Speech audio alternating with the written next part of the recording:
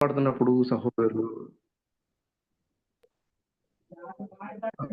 సరిగ్గా network issues ఉన్నట్టున్నాయి.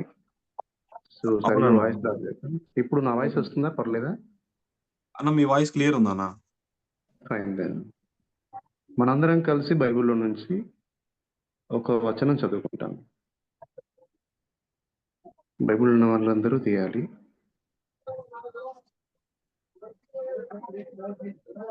ఎవరిదో అన్మ్యూట్ లో ఉంది, వాళ్ళ వాయిస్ నాకు వినపడుతుంది. పేతురు రాసిన 2వ పత్రిక, పేతురు రాసిన 2వ పత్రిక 1వ అధ్యాయం. పేతురు రాసిన 2వ పత్రిక 1వ అధ్యాయం. సార్ మ్యూట్ చేసుకుంటారా? మీ వాయిస్ వినిపిస్తున్నట్టు.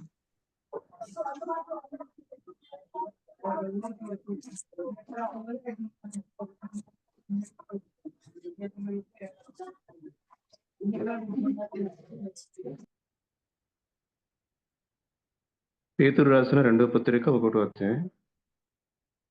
మనం 2-3 కలిసి వచనాలు ఉన్నాయి, అవి మనందరం కలిసి చదువుకుంటాం.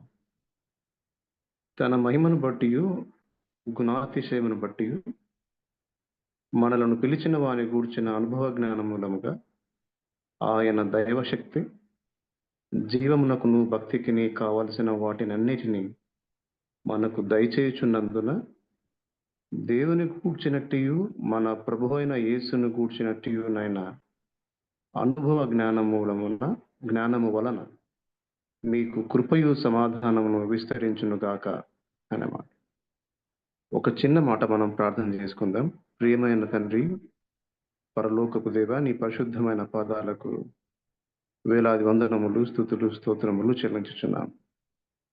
ఈ రీతిగా మరలా దాదాపు నెల రోజులకు పైన, లేకపోతే నెల రోజుల తర్వాత నాకు తెలియదు, కానీ ఇంతలో మేము దాదాపు నెల రోజుల తర్వాత తిరిగి కలుసుకోవడానికి మీరు మాకు ఇచ్చిన ఈ అవకాశాన్ని బట్టి మీకు వందనాలు చెల్లిస్తున్నాను. పాటల ద్వారా వారు మీ పిల్లలు మిమ్మల్ని మహిమపరిచినారని నమ్మచ్చు. అంత మాత్రమే కాదు, మరి వాక్యం వినడానికి వచ్చిన నీ పిల్లలందరిని బట్టి మీకు వందనాలు చెల్లిస్తూ, నాతో పాటు అందరికీ కావలసిన శ్రేష్టమైన మాటలు మాకు దయచేయమని, మీ కృపా సన్నిధిని ప్రభువ, మీ యొక్క పరిశుద్ధాత్మ యొక్క సహాయమును తోడును మా మధ్యలో ఉంచమని అడుగుచు. పరిశుద్ధాత్మని యొక్క నడిపింపు వలన మేము కొన్ని మాటలు వినడానికి మాకు సహాయపడమని మిమ్మల్ని బ్రతిమలాడుకుంటూ, యేసుక్రీస్తు వారి పేరట ఈ ప్రార్థన మీ పాదాల దగ్గర అడుగుచున్నాం తండ్రి, ఆమేన్. తన మహిమను బట్టి గుణాతిశయమును బట్టి మనలను పిలిచిన వాని గూర్చిన అనుభవ జ్ఞాన మూలముగా ఆయన దైవశక్తి జీవమునకును భక్తికిని కావలసిన వాటినన్నిటినీ మనకు దయచేయుచున్నందున దేవుని కూర్చున్నట్టు మన ప్రభు అయిన యేసును కూర్చున్నట్టునైనా అనుభవ జ్ఞానం వలన మీకు కృపయు సమాధానమును విస్తరించునుగాక. క్రైస్తవ జీవితంలో మీరు నేను అంటే ఇప్పుడున్న యంగ్ జనరేషన్ కానీ, లేకపోతే ఈ తరానికి సాక్షులుగా ఉన్న ఏ వయసు వారైనా సరే, సాధారణంగా మీరు నేను గమనించే కొన్ని విషయాలు ఉంటాయి. అవి ఎలాంటి విషయాలంటే, ఒక క్రైస్తవ పనివాడు తన విధులు సరిగా నిర్వర్తించడు. ఒక క్రైస్తవ టీచర్ పాఠాలు చెప్పడంలో నిర్లక్ష్యాన్ని వివరిస్తుంది. ఒక క్రైస్తవ వైద్యుడు రోగులను కనికరించే విధానంలో చాలా కఠినమైన వైఖరిని ప్రదర్శిస్తాడు. ఒక క్రైస్తవ ఆఫీసర్ లంచాలు తీసుకుంటాడు. ఒక క్రైస్తవ లాయర్ అన్యాయంగా కేసులు వాదిస్తాడు, అక్రమాలకు పాల్పడతాడు. ఒక క్రైస్తవ ఇంజనీర్ డబ్బులు తీసుకొని అక్రమమైన క్యాలిక్యులేషన్స్, మెజర్మెంట్స్ ఇచ్చి అన్యాయాల పాలు చేస్తాడు. క్రైస్తవ పాస్టర్లు వ్యభిచారం చేస్తారు.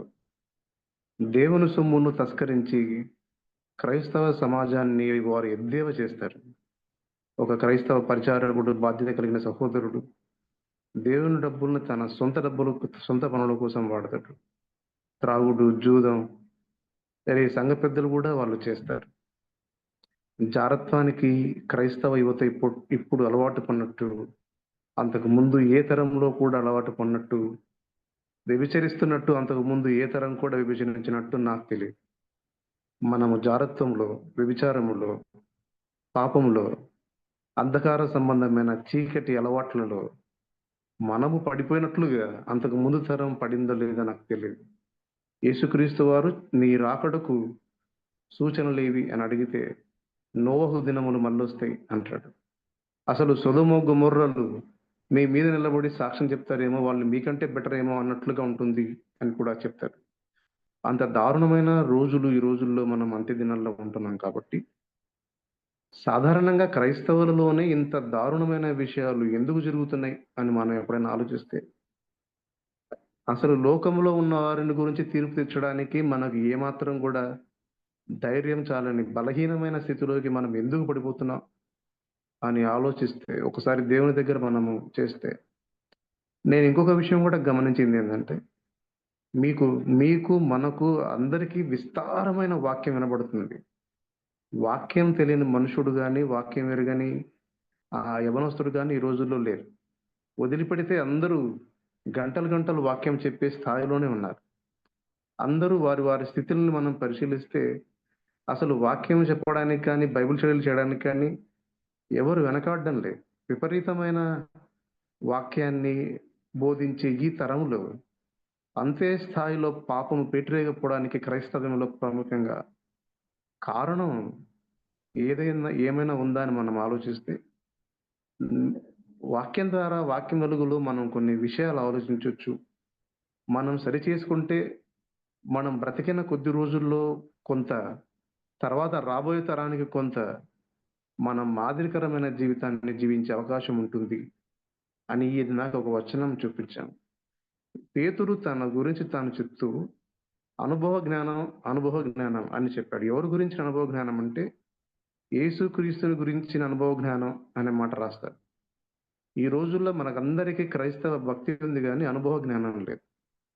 వి know everything about the Christianity and the faith. మనం ఫెయిత్ గురించి బైబిల్ స్టడీ చేస్తాం కానీ ఫెయిత్ని మనం ఎప్పుడు అనుభవించాం. ప్రార్థన గురించి అసలు బైబిల్ స్టడీల్లో లేకపోతే అక్కడక్కడ కొన్ని వందల ప్రసంగాలు, మనల్ని ఉజ్జీవపరిచే ప్రసంగాలు, రచనలు ఉంటాయి కానీ మనం ప్రార్థన గురించిన అనుభవం ఉండదు. సువార్త ఎంత శక్తివంతమైందో మనం బైబిల్లో అక్కడక్కడ పుస్తకాల్లో చదువుకుంటాం కానీ ఆ శక్తిని మనం అనుభవించాం. అనుభవ జ్ఞానము లేని ఈ క్రైస్తవ తరం ఒకటి ఈ రోజుల్లో ఉంది అని మీరు నేను గుర్తుపట్టాలి. మనందరికీ వాక్యం తెలుసు కానీ వాక్యముకు అనుభవం లేదు గనకనే ఈ దారుణమైన స్థితి, ఈ జారిపోయిన స్థితి మన దగ్గర ఉందని కూడా మనం ఆలోచించాలి. యవనస్తులైన అందరికీ నేను మీకు అందరికీ చెప్పేది, లేకపోతే క్రైస్తవ సమాజంలో ఉన్న అందరికీ నేను మీకు చెప్పేది ఏంటంటే ఆకర్షణ ఈ రోజుల్లో ఎక్కువగా పరిచయం చేస్తుందని మీరు గుర్తుపట్టాలి. అనుభవం చేయడం లేదు. ఆకర్షణ అంటే ఏంటి? నేను మీకు చెప్పిన ఇలా అర్థమైందా? ఆకర్షించే ఒక గుణం ఎక్కువగా క్రైస్తవ పరిచయం చేస్తుంది కానీ అనుభవం చేయడం లేదని. యూట్యూబుల్లో లేకపోతే వాట్సాప్లో, ఇన్స్టాగ్రామ్లో, ఫేస్బుక్లో లేకపోతే వేరెవర్ ఎక్కడైనా సరే ఆకర్షణీయమైన ముఖం లేకపోతే, ఆకర్షణీయమైన బ్యాక్గ్రౌండ్ పాటలు లేకపోతే ఆ యూట్యూబ్ ఛానల్కి సబ్స్క్రైబర్స్ చాలా తక్కువగా ఉంటారు. అతను అందంగా లేకపోతే, ఆమె చూడడానికి చాలా చక్కగా లేకపోతే మీరు ఆమెను ఫాలో అవ్వరు. ఆమె కన్నీళ్లు పెట్టాలి, లేకపోతే ఆమెను ఏడవాలి, లేకపోతే అతడు ఏడవాలి. ఇలా ఒక ఆకర్షణీయమైన ముఖము, రంగులు వేసుకొని వారు మేకప్లు చేసుకొని అవన్నీ క్రైస్తవ పనిలోనే భాగం అనుకొని ఉన్న వాళ్లకు సబ్స్క్రైబర్స్ ఎక్కువ. నాకు తెలిసి యథార్థమైన భక్తి జీవితాన్ని జీవించే వారికి I don't think they have some social media account. నేను ఒకసారి జయరాజ్ అన్న ఒకసారి హైదరాబాద్లో ఆయన ఉన్న రూమ్లో పర్సనల్ ఒకసారి కలిసా. దాదాపు అది జరిగి ఒక 1 year అయింది అనుకుంటాను. మీకు తిరుపతి జయరాజ్ గారు తెలుసు. ఆయనను కలిసినప్పుడు ఆయన రూమ్లో నేను మాట్లాడేటప్పుడు నాకు ఆశ్చర్యమైన విషయం ఏంటంటే ఆయన దగ్గర స్మార్ట్ ఫోన్ లేదు. He didn't have. నాకు తెలిసి ఇప్పుడు కూడా లేదనుకుంటా అతను. ఆయన నెంబర్కి వాట్సాప్ కూడా ఉందో లేదో నాకు తెలియదు. ఒక చిన్న మామూలు నోకియా ఫోన్ వాడుతున్నాడు. ఆ ఫోన్కి ఇలా ఇయర్ ఫోన్స్ తగిలించుకొని దాంతో మాట్లాడుతూ ఎవరితోనో ఉన్నాడని నేను గమనించాను. అన్న మీకు స్మార్ట్ ఫోన్ లేదా? లేదు. యథార్థమైన భక్తి జీవితాన్ని జీవించి అనుభవపూర్వకంగా ఉండే వాళ్లకు దాదాపుగా అంటే వీటిపైన ఎక్కువగా ధ్యాస ఉండదు అని చెప్పే ప్రయత్నం చేస్తున్నాను. కొన్ని చోట్ల వాళ్ళు ఫేమస్ అవ్వరు. చాలా మంది యథార్థమైన భక్తి పరులు వాళ్ళు ఫేమస్ అవ్వకపోవచ్చు కానీ వాళ్ళ అనుభవ జ్ఞానం ప్రజలను దేవుణ్ణి ఆ ఆ దేవుని యొక్క మహిమను ప్రజలలోకి తీసుకొని వస్తుంది అనే విషయం మీరు నేను గుర్తుపట్టాలి.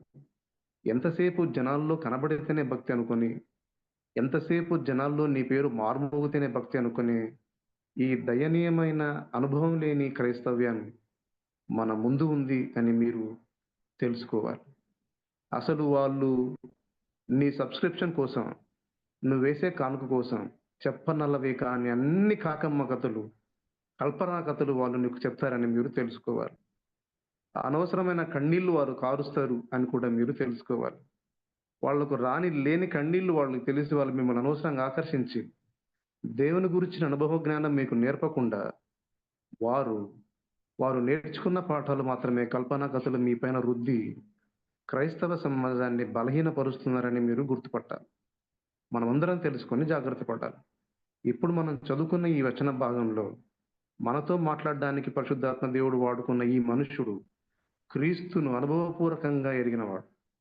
క్రీస్తును ప్రతి క్షణం తను ఆయన ఏం చేస్తాడు ఏంటి అని ప్రత్యక్షంగా ఎరిగి అనుభవం కలిగిన అపోస్తులుడైన పేతురు రాసిన పత్రికలో నుంచి మనం చదివాం. అసలు మనం ఈ పత్రిక చదివితే అనుభవ జ్ఞానం అనే మాట మాటి మాటికి వాడినట్లు మనం చూస్తాం. 2 పేతురు 1:4 ఎవరైనా చదువుతారా?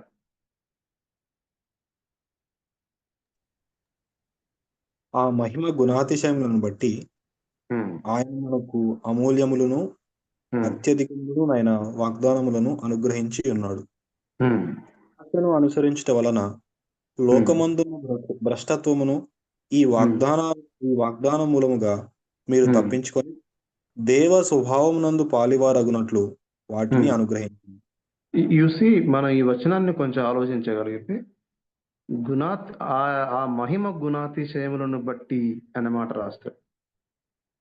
ఆ గుణాతిశయములను బట్టి ఆయన మనకు అమూల్యములను అత్యధికములైన వాగ్దానం అనుగ్రహించున్నాడు అనే మాట రాస్తాడు. దేవుని యొక్క గుణాతిశయములను బట్టి మనకు వాగ్దానములు వాక్యము అనుగ్రహించబడింది అని నేను మీకు చెప్పే ప్రయత్నం చేస్తున్నాను. ఇంట్రొడక్షన్లో నేను చెప్పిన అనేక పతనావస్థ స్థితిలో ఉన్న క్రైస్తవుల గురించి చెప్పాను. అందరూ అలా ఉన్నారని చెప్పడం కానీ ఎక్కువ మంది అలానే ఉంటున్నారని మీరు తెలుసుకోవాలి. వారు ఇలా పడిపోవడానికి క్రైస్తవ సమాజం బలహీనంగా ఉండడానికి అనుభవ జ్ఞానం లేదని నేను మీకు చెప్పడానికి ప్రయత్నం చేస్తున్నాను. మీరు ఏదైనా బోధను తరచి వినండి. బోధకుడు చెప్పే మాటలు వినండి. ఆ బోధలో తన సొంత అనుభవాలు చెప్పే ప్రయత్నం చేస్తాడు కానీ క్రీస్తుతో తనకున్న వ్యక్తిగత అనుభవాన్ని చెప్పే ఆలోచన తను చేయుడు, తనకు రాదు. ఎందుకంటే ఆ అనుభవమే లేదు. అసలు బోధకులు ఈ రోజుల్లో ఎలా తయారయ్యారంటే ఒకరి నుంచి ఒకరు బాగుగా పేరు సంపాదించుకోవాలనే ప్రయత్నంలో వారు అనేకమైన పుస్తకాలు తిరిగేస్తారు, అనేకమైన యూట్యూబ్ ఛానల్ తిరిగేస్తారు, అనేకమైన బుక్స్ వారు తరచి చూసి రాసుకొని మీ ముందర ప్రజెంట్ చేస్తారు. మనల్ని మన కన్నులకు మన చెవులకు సంభ్రమాచార్యాన్ని గురి చేసేంత బోధలు చేస్తారు కానీ ఆ బోధించే బోధకుడికి ఆ బోధను బట్టిన అనుభవం ఉండదు కనుక ప్రజల్లో ప్రభావం లేకుండా దారుణమైన స్థితులు ఉన్నాయని కూడా మీరు గుర్తుపట్టాలి. That's the reason this much of damage is happening all over the Christian faith అని మీరు గుర్తుపట్టాలి. క్రైస్తవ విశ్వాస జీవితంలో ఇంతగా నష్టం చేకూడడానికి గల కారణం అన్ని జనులు మనల్ని దుమ్మెత్తిపోవడానికి, బైబిల్ను దుమ్మెత్తిపోయడానికి, క్రీస్తును బాహాటంగా బూతులు మాట్లాడడానికి గల కారణం మనము నేర్చుకొని కల్పనా కథలను గురించి దురద చెవులు గలవారి మనము అసలు ఏమాత్రం అనుభవ జ్ఞానం లేకుండా విశ్వాస జీవితాన్ని కొనసాగించడం బట్టే అని మీరు గుర్తుపట్టాలి. ఈ జూమ్ మీటింగ్లో ఉన్న మీరైనా కనీసం క్రీస్తుని గురించిన అనుభవ జ్ఞానం కలిగి ఉంటారు, అసలు అనుభవ జ్ఞానం ఏంటో తెలుసుకుంటారేమో అన్న ఒక చిన్న ఆశ కలిగి ఈరోజు నేను మీతో మాట్లాడే ప్రయత్నం చేస్తున్నాను. యూసి, నేను మిమ్మల్ని రేకెత్తించడానికో, నేను మిమ్మల్ని ప్రోత్సహించడానికో, ఉజ్జీవపరచడానికో, లేకపోతే ఏదో ఒక మంచి మాటలు ఉపయోగించి ఇక్కడ నువ్వు ఒక్కడివే దేవునికి ఉండాలి అనే ఒక ఏమంటారు లోకానుసారమైన ఉజ్జీవకరమైన మాటలు, ఎంకరేజింగ్ మాటలు నేను మాట్లాడే ప్రయత్నం చేయడం లేదు. I'm just talking facts. నేను మీతో నిజాలు మాట్లాడుతున్నాను. నిజాలు మాట్లాడేటప్పుడు గ్రహించగలిగిన హృదయం అందరికీ ఉండదని మాత్రం తెలుసు.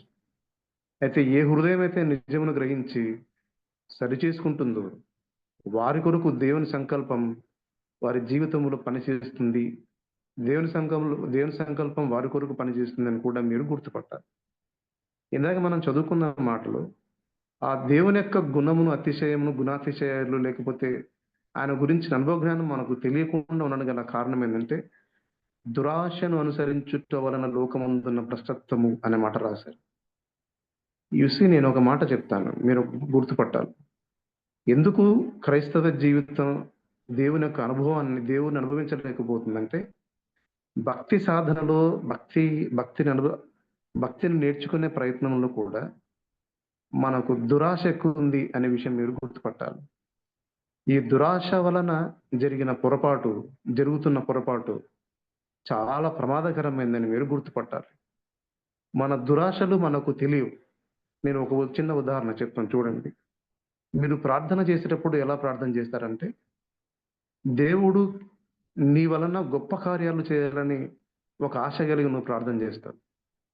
ఎలా నువ్వు ప్రార్థన చేస్తావంటే ఆదిమ సంఘములో ఉన్న ఆ భక్తిపరుల ప్రభావపూరితమైన జీవితం నీలో ఉండాలని నువ్వు ప్రార్థన చేస్తావు. మార్పు నువ్వు వాక్యం చెప్పినప్పుడు కలగాలని నువ్వు ప్రార్థన చేస్తావు.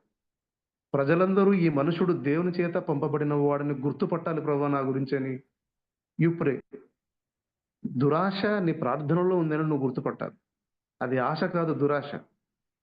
నిజానికి ప్రజలు మారు మనస్సు పొందడం చాలా ప్రాముఖ్యం, కానీ అది నీ వలనే జరగాలనుకోవడం దురాశ అని మీరు గుర్తుపట్టాలి. కేవలం నిన్ను బట్టే అసలు దేవుడు ఈ ప్రపంచంలో ఇంక ఎవ్వరూ లేనట్టు నిన్నొక్కని ఎన్నుకోవాలి అన్నట్టుగా, అంటే ఈ తరానికి పంపిన దేవదూత ప్రవక్త నువ్వే అన్నట్టుగా ప్రజలు నిన్ను గుర్తుపట్టాలని ప్రయత్నం చేయడం దురాశ.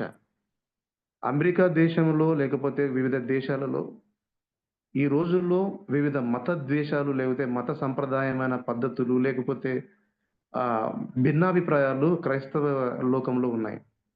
మీరు గుర్తుపట్టారో లేదో మీకు తెలుసో లేదో, నేను ఒకసారి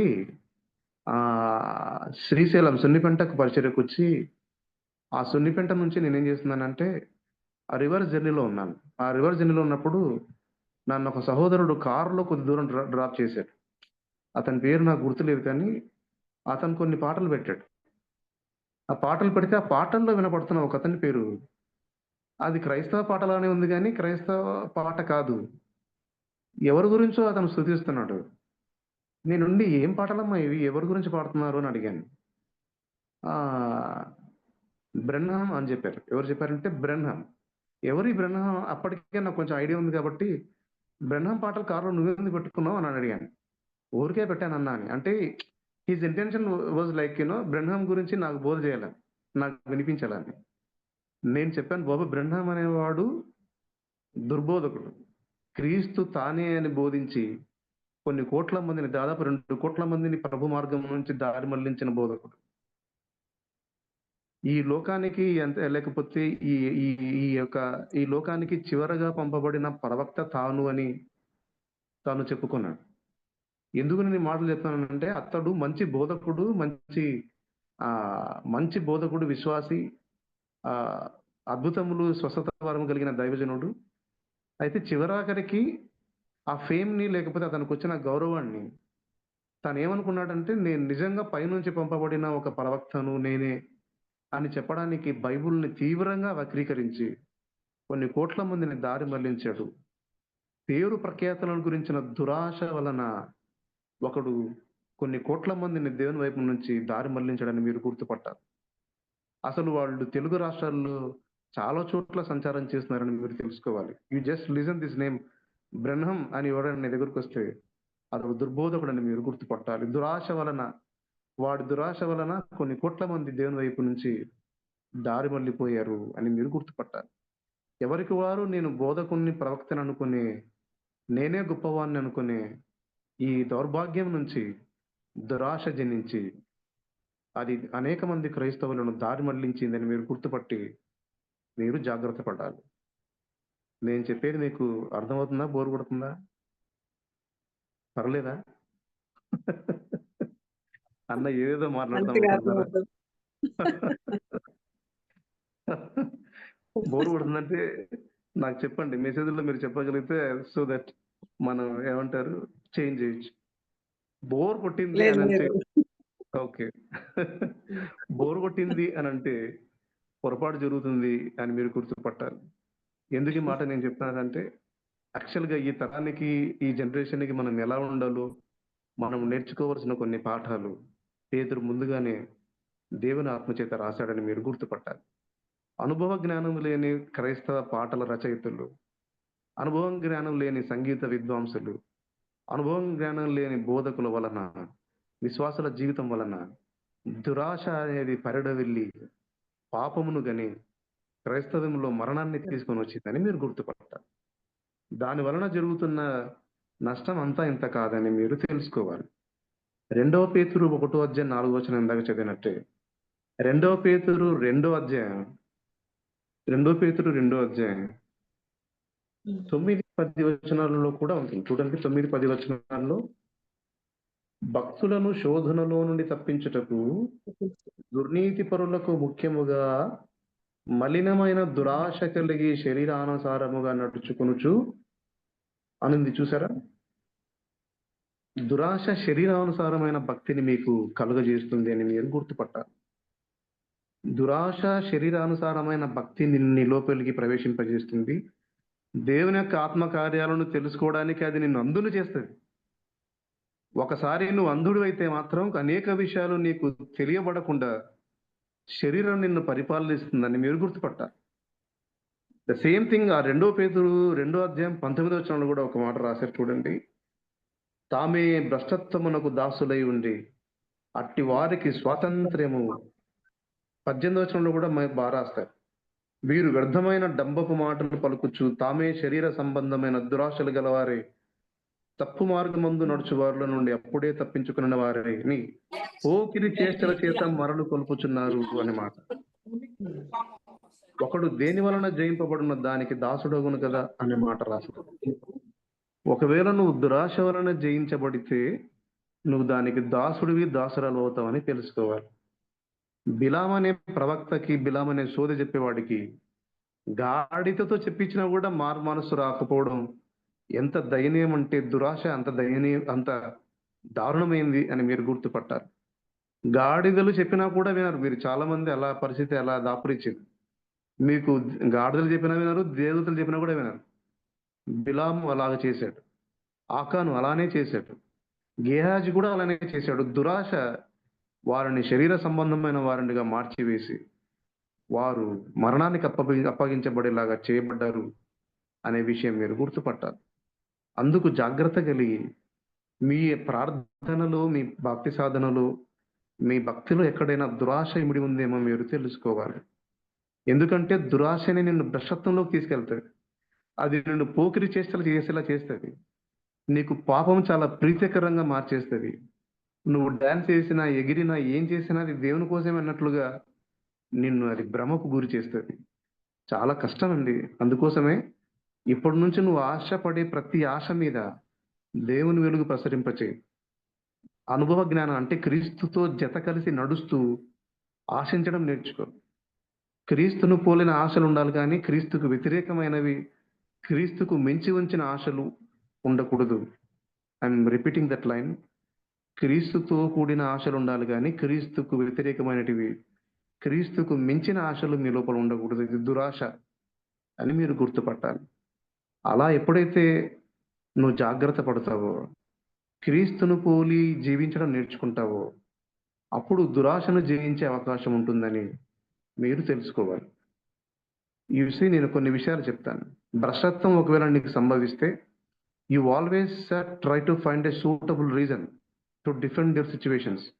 అంటే నేనేం చెప్తున్నానంటే, భ్రష్టత్వం ఒకవేళ నీలో సంభవిస్తే నిన్ను హెచ్చరించే ప్రతి హెచ్చరికను నువ్వు నిర్లక్ష్యం చేస్తూ నీ నీ పొజిషన్ నువ్వు డిఫెండ్ చేసుకుంటావు. అరే నేను చేసేది ఏం తప్పు ఉంది, ఇందులో ఏం పాపం ఉంది, ఇందులో ఏమంత పెద్ద నష్టం ఉందని whenever you are trying to defend yourself, అరే నువ్వు కొంచెం నీ గురించి ఆలోచించుకోవాలి, ఎక్కడో తప్పు జరుగుతుందని. కాబట్టి జాగ్రత్త పడి నువ్వు క్రీస్తుని పోలిన ఆశను కలిగి ఉండాలి. క్రీస్తుని పోలిన ఆశ ఎలా ఉంటుంది? ఆయన దేవునితో సమానముగా ఉండడము కూడా తను ఆ భాగ్యమని ఎంచుకోలేదు. తన ఆశ అంతా తండ్రిని గురించిన, తండ్రి హృదయంలో వేదన గురించిన స్థితిని బట్టి ఉంది కానీ ఆయన తన గురించిన ఆశ ఎప్పుడు లేదని మీరు గుర్తుపట్టాలి. క్రీస్తు యొక్క అనుభవం, దేవుని యొక్క అనుభవం మీ లోపలికి రావాలంటే క్రీస్తు యొక్క మనసు ఎరిగి, దేవుని యొక్క మనసు ఎరిగి నువ్వు ఆశించడం నేర్చుకోవాలి. బ్రదర్స్, నేను ఒక విషయం చెప్పనా? నార్త్ ఇండియాలో క్రైస్తవులను హతమారుస్తున్నారు. నార్త్ ఇండియాలో క్రైస్తవులను వివస్త్రులుగా చేస్తున్నారు. వారు ఆకలి దప్పుల చేత వాళ్ళు అల్లాడిపోతున్నారు. ఎంతో మంది భయాందోళనకు గురవుతున్నారు. ఎంతమంది మానభంగం చేయబడుతున్నారో మనకు తెలియదు.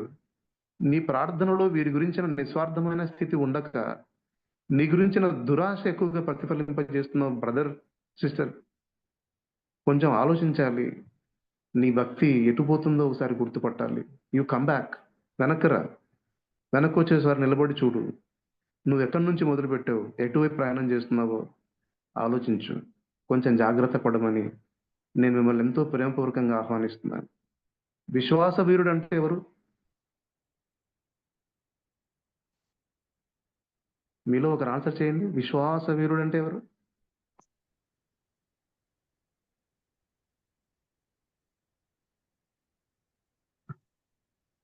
విశ్వాస వీరుడు అంటే ఎవరు? అనుభవ జ్ఞానం కలిగిన వారు.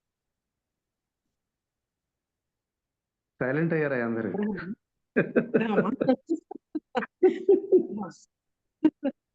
దేవుడు మనకి ఇచ్చిన పరిపూర్ణంలో విశ్వాసంగా మనం పరిగెత్తినప్పుడు విశ్వాస వీరులు అవుతాం. Okay, very good. ఇంకా మంచి చెప్పారు. విశ్వాసం అనేది నిరీక్షించే వాటి యొక్క నిజ స్వరూపం, అదృశ్యమైన రుజువులై ఉన్నాయి. అది అదే విశ్వాసము వేరు, విశ్వాస వీరత్వము వేరు. విశ్వాస వీరుడు, విశ్వాస వీరురాలు వారు విశ్వాసముతో లోకమును జయిస్తారు. ఇందు గురించి మీకు ఒక మాట రాయబడుతుంది. మొదటి యోహాను పత్రికలు అనుకుంటాను. మొదటి యోహాను పత్రిక 5వ అధ్యాయం. మొదటి యోహాను పత్రిక 5వ అధ్యాయం 4వ వచనంలో రాసింటారు, దేవుని మూలం పుట్టిన వారందరూ లోకమును జయించుదురు, లోకమును జయించిన విజయం మన విశ్వాసమే అనే మాట రాస్తారు. ఎందుకు ఈ మాట మీతో చెప్పే ప్రయత్నం చేస్తున్నాను అంటే, విశ్వాసం యొక్క ప్రయాణంలో, విశ్వాస జీవితంలో ప్రతి చోట నువ్వు విజయాన్ని, లోకాన్ని జయించాలి. ఎందుకు ఈ లోకం గురించి మాట మీతో మాట్లాడాలంటే, లోకమందున్న భ్రష్టత్వాన్ని నువ్వు జయించాలంటే, దురాశ వలన లోకంలోకి నువ్వు విడబడకుండా ఉండాలంటే విశ్వాసమును చేత పట్టాలి. ఈ విశ్వాసం అనేక సార్లు, కొన్నిసార్లైనా నువ్వు లోకంలో కొన్ని జయించడానికి పని చేసి ఉండాలి. అది అనుభవ జ్ఞానం. ఇప్పుడు నాతో కొన్ని విషయాలు మీరు ఎవరైనా షేర్ చేసుకోగలుగుతారా? అన్న, దేవుని మీద ఉన్న విశ్వాసం వలన నేను లోకంలో కొన్ని జయించాను అని మీరు ధైర్యంగా చెప్పగలుగుతారా? విశ్వాస ప్రయాణములో విజయం చాలా ఇంపార్టెంట్ అని మీరు గుర్తుపట్టాలి. విక్టోరియస్ లైఫ్ అనేది చాలా ఇంపార్టెంట్. లోకమును జయించిన విజయం మన విశ్వాసమే. నిరీక్షింపబడు వాటి యొక్క నిజ స్వరూపం అది వేరే. కానీ లోకాన్ని మీరు జయించాలంటే మాత్రం విశ్వాసం అనేది చాలా ప్రాముఖ్యమైనది. లోకాన్ని మీరు ఎందుకు జయించాలంటే దానిలో భ్రష్టత్వం ఉంది. ఆ భ్రష్టత్వం ఎక్కడి నుంచి వస్తుందంటే దురాశ నుంచి వస్తుంది అని ఇందాక మనం పేతురు పత్రికలో రాశారు. అందుకు మీరు లోకాన్ని జయించాలి.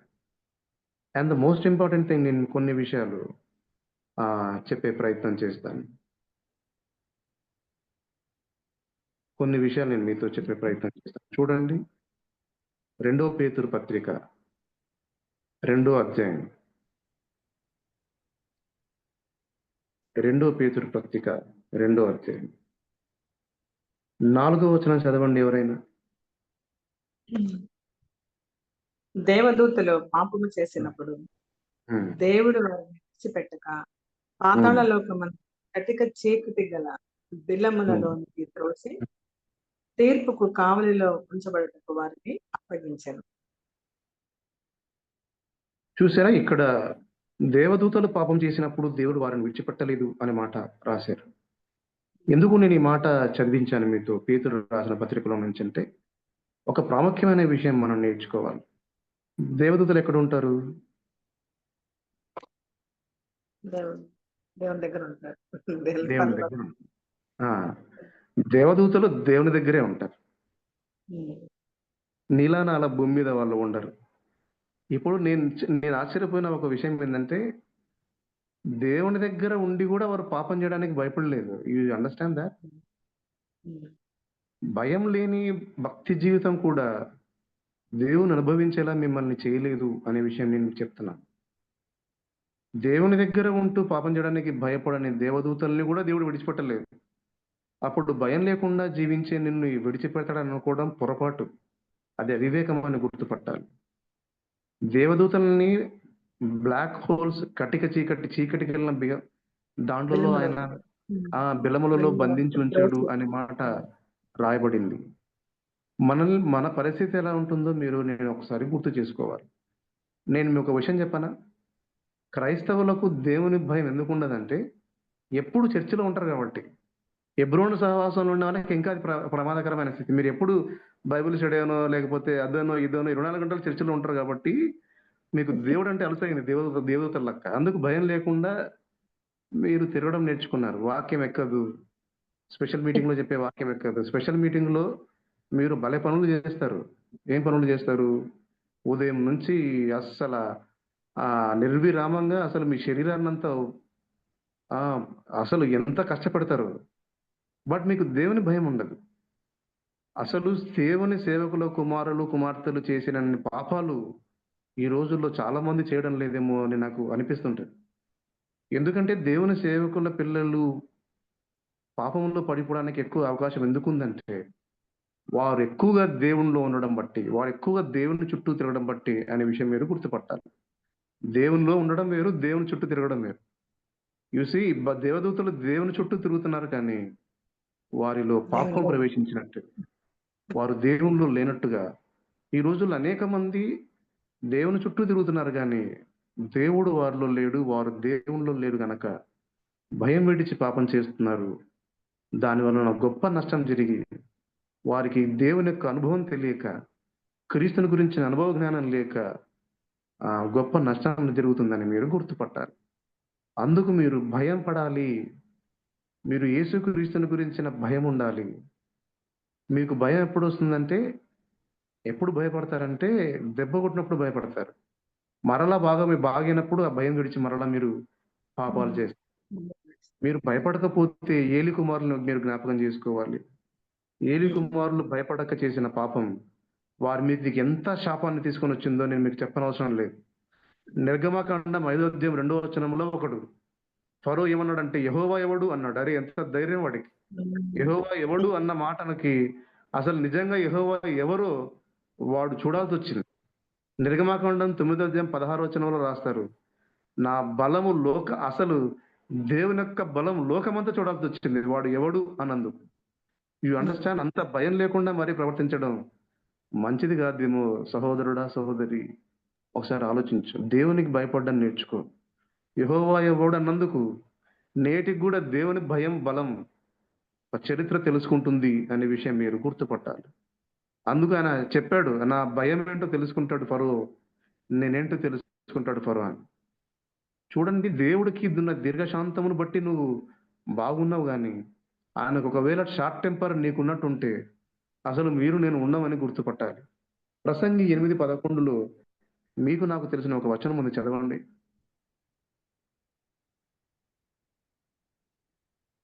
ప్రసంగి 8:11. దుష్క్రియకు తగిన శిక్ష శీఘ్రముగా కలగకపోవుట చూచి మనుషులు భయము విడిచి హృదయపూర్వకముగా దుష్క్రియలు చేయుదురు.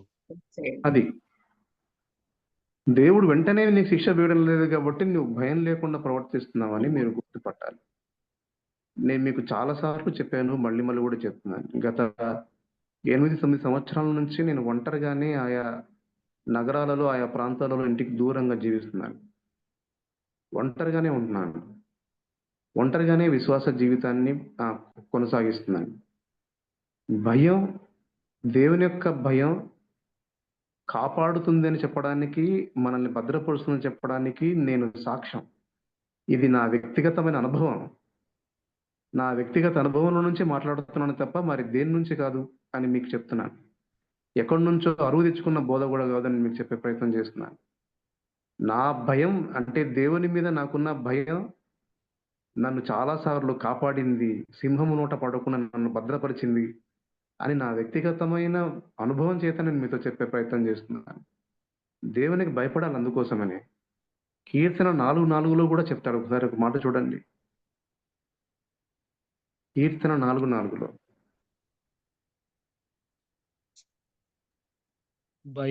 భయము నుండి పాపం చేయకుడి. భయము నుండి పాపము చేయకుడి. చూసారా? మీరు పాపం చేయకుండా ఉండాలంటే భయపడాలి దేవునికి అనే విషయం మీరు గుర్తుపట్టాలి. దేవదూతలు దేవుని దగ్గర ఉండి భయపడక పాపం చేశారు. నువ్వు దేవుని దగ్గరనే సంచరిస్తూ భయం లేకుండా ఉంటే పాపములో పడతావు.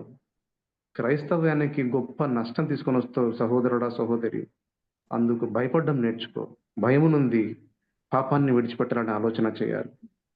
And the most important thing, 2 పేతురు 1:8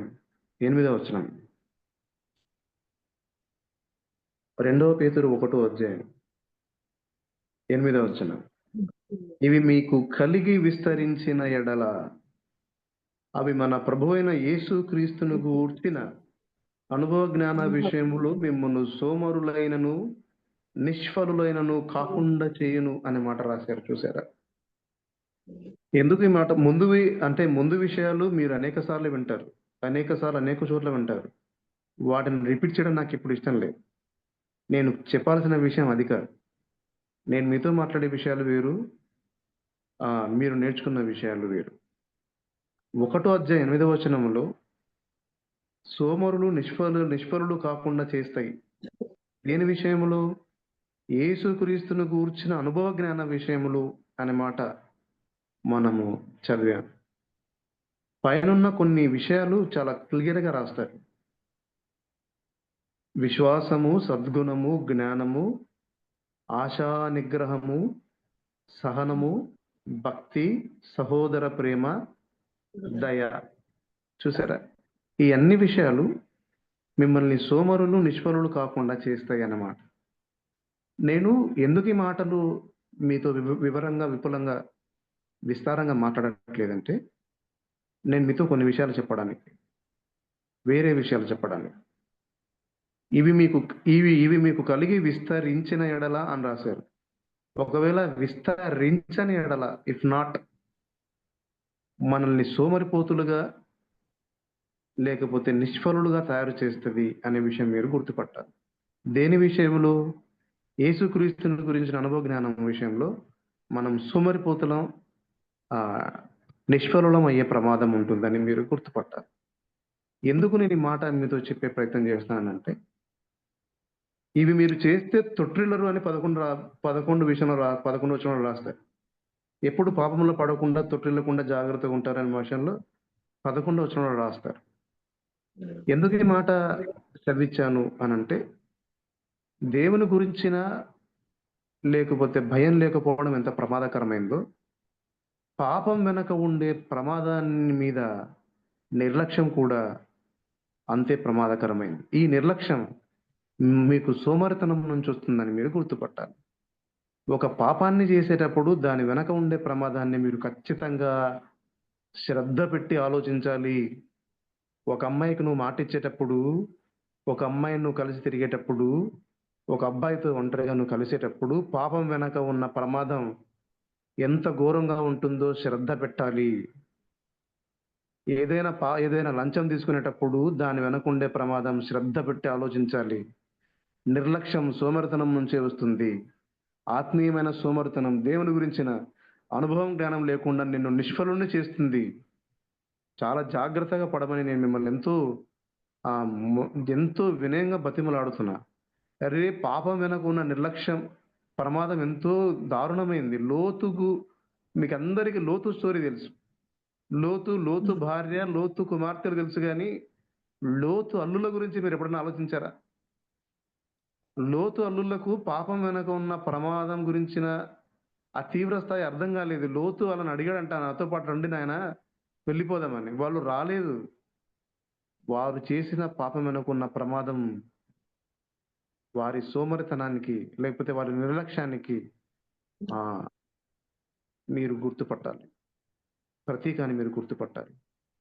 పాపం వెనక చాలా ప్రమాదం పొంచి ఉంటుంది. మరణమే పొంచి ఉంటుంది బ్రదర్స్. మీరు దాన్ని జాగ్రత్తగా పసిగట్టాలి. ఎందుకు పాపం చేయడానికి మీరు సోమరులుగా ఉండకుండా చురుకైన వారుగా ఉండి దాన్ని ఎదిరించాలి, దాన్ని గుర్తుపట్టాలి అనే విషయం మీరు తెలుసుకోవాలి. వాళ్ళంతా ఎందుకు, నోవహు చుట్టూ ఉన్న ప్రజలు కూడా అంతే. 120 సంవత్సరాలు చెప్పాడు ఆయన. అయ్యో పాపం వలన వచ్చే ప్రమాదం, నిర్లక్ష్యం, సోమరితనం అయిపోయింది.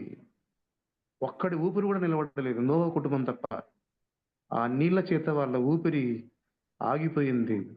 అసలు ఆ భూమి అప్పుడు ఎంత కంపు కొట్టిందో మనం ఊహించలేము. అందుకు నోవహు ఆ పవిత్రమైన పక్షులు కొన్ని బలిస్తేనే దేవుడు సువాసనను ఆగ్రహించెను అని రాస్తారు. అక్కడ రాసి ఉంటుంది. అప్పటికే పాపం చేత, శరీరాల కంపు చేత, అది కంపు ఉన్నప్పుడు యేసుక్రీస్తు దేవుడు నోవహు బలి ద్వారా, నోవహు అర్పించిన బలి ద్వారా, దహన బలి ద్వారా సువాసనను ఆగ్రహించెను అనే మాట రాసి ఉంటుంది. అందుకు my dear brothers and sisters, మీరు భక్తి జీవితంలో ఎంత భక్తిగా, ఎంత నిష్టగా భక్తి సాధన చేసినా పాపం వెనుకున్న ప్రమాదం మీద నిర్లక్ష్యాన్ని వహించొద్దు. You understand? నిర్లక్ష్యాన్ని ఎప్పుడు తీసుకోవద్దు. ఒకరి నిందని మీద పడేటట్లు మీరు ఎప్పుడు చేయొద్దు. నేను ఒక విషయం చెప్తాను చూడండి. నేను తెలంగాణలో పనిచేసేటప్పుడు ఒకసారి నా సబార్డినేట్ ఒకటి ఉండేవాడు. అంటే అది నేను పనిచేసే ప్రాంతం ఎక్కడంటే చేసిన ప్రాంతం వరంగల్ జిల్లా మారుమూల ప్రాంతం, భూపాలపల్లి అని ఇప్పుడు అప్పట్లో ఉండేది, ఇప్పుడు జిల్లా అయింది.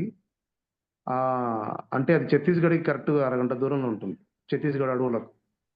అక్కడ నేను పనిచేసేటప్పుడు మా సబార్డినేట్ ఒకడు అటెండర్ ఏం చేసేవాడంటే వాళ్ళకు గౌరవం అంటే తన ఇంటికి వచ్చిన అతిథులకు ఒకటి మంచిగా చికెన్ పెట్టి, మంచిగా వాళ్ళకు ఏమంటారు ఆ కోడిని కోసి బగారా రైస్ వేసి చికెన్ పెట్టి మంచినీళ్ళతో పాటు వాళ్ళు కళ్ళు ఇస్తారు. ఏమిస్తారు? కళ్ళు ఇస్తే వాళ్ళు ఒక మంచి గౌరవం లాగా ఫీల్ అయ్యే అది అనమాట. నన్ను ఎంత బతిమలాడానంటే, సార్ ఇది మా గౌరవం, ఇది మీరు కళ్ళు తాగాలి అని బతిమలాడాడు. ఇది చెట్టు నుంచి డైరెక్ట్గా తీసుకొని వచ్చింది, ఇందులో ఏ కల్తీ కూడా ఉండదు, బాగుంటుంది అని కూడా చెప్పాడు. అది ఆరోగ్యానికి మేలు చేస్తుందని కూడా చెప్పాడు. కాకపోతే నాకు నా మనస్సాక్షి ఎందుకు అది ఖచ్చితంగా అనుమతించలేదు. అతను నన్ను ఏమన్నాడంటే, సార్ ఇది మీరు తీసుకోకపోతే నన్ను అవమానించినట్లు, నా ఆతిథ్యాన్ని మీరు అవమానించినట్లు అన్నాడు. అప్పుడు నేను అన్నాను, నిన్ను అవమానించడం కాదు కానీ నేను దేవుణ్ణి అవమానించలేను. ఒకవేళ పొరపాటున నేను ఇది చేసినట్లు ఎక్కడైనా బయటపడినా, ఎక్కడైనా ఎవరికైనా తెలిసినా, సాక్ష్యాన్ని, మనసాక్షిని చాలా తీవ్రమైన స్థాయిలో నేను అవమానించే పని ఉంటుంది. ఆ అవమానం కంటే ఇది చాలా మేలేము. నా నుంచి నీకు ఏమైనా ఉపయోగం ఉంటే నేను ఇక్కడ పనిచేసిన 2 రోజులు నాకు చెప్పు, నేను నీకు ఉపయోగపడదు, కానీ ఈ పని చేయలేనని చెప్పి చాలా సున్నితంగా దాన్ని తిరస్కరించి అక్కడి నుంచి లేచి వచ్చా. ఇప్పటికీ నేను ఎందుకు ఈ మాట చెప్పే ప్రయత్నం చేస్తున్నానంటే, అతనికి అవమానం జరుగుతుందేమో, అతను బాధపడతాడేమో అని నేను ఒకవేళ అందులో పాలుపంపులు పొందింటే నా మనస్సాక్షిని ఎప్పుడు కూడా దేవుని ఎదురు ధైర్యంగా నిలబట్టలేనేమో అని అప్పుడప్పుడు ఆలోచిస్తుంటే, యూసి నేను ఎందుకు మీతో చెప్పానంటే, నేను అప్పుడు అది తాగినప్పుడు నన్ను చూసిన ఏ క్రైస్తవ సహోదరుడు అక్కడ లేడు. అందరూ హైందవులే, దేవుని తెలియని ప్రజలే. కానీ మనస్సాక్షి నిమిత్తము, క్రీస్తుని గురించిన అనుభవ జ్ఞానం నిమిత్తము, దాన్ని తాగిన తరువాత జరిగే ప్రమాదం గురించిన ఆ స్పృహ నిమిత్తము నేను అందులో పాల్పంపులు పొందలేదు. You must understand this. పాపం వెనక ప్రమాదం ఉంటుంది కనుక అది నిన్ను తీవ్రమైన స్థాయిలో నిన్ను దిగజారుస్తుంది కనుక జాగ్రత్త పడి పాపం వెనుకున్న ప్రమాదం విషయంలో సోమరితనాన్ని మీరు ప్రదర్శించొద్దు. చురుకు ప్రవర్తన కలిగిన వారి నిష్ఫలమైన అంధకార క్రియలను మీరు ఖడ్గము చేత ఎదుర్కోవాలి అనే విషయం నేను మీకు చెప్పడానికి ప్రయత్నం చేస్తున్నాను. చూద్దాం, ఇప్పటికి బాగా బోర్ కొట్టింది, మేము ముగించేస్తాను. చూడండి, చివరి విషయం చాలా చివరి విషయం నేను మీతో మాట్లాడి చేస్తాను. చూడండి, అస్థిరులు అనే మాట మనం ఎక్కడైనా చదివామా?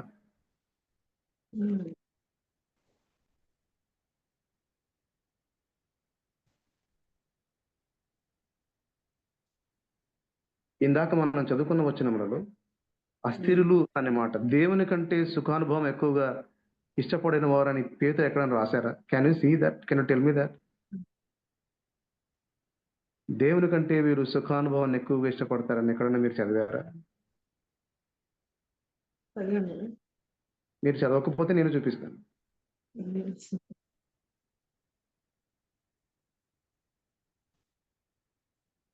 సరే, ఇప్పుడు నేను చూపిస్తాను చూడండి. 2వ పత్రిక 2వ అధ్యాయం. బైబిల్ బాగా చదవాలి మరి.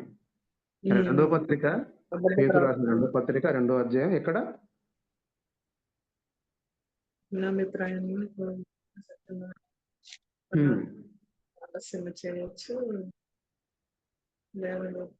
మనందరం కలిసి 12వ వచనం చదువు. 12, 13, 14 వచ్చి 12, 13, 14 వచనాలు. 12, 13 వచనాలు.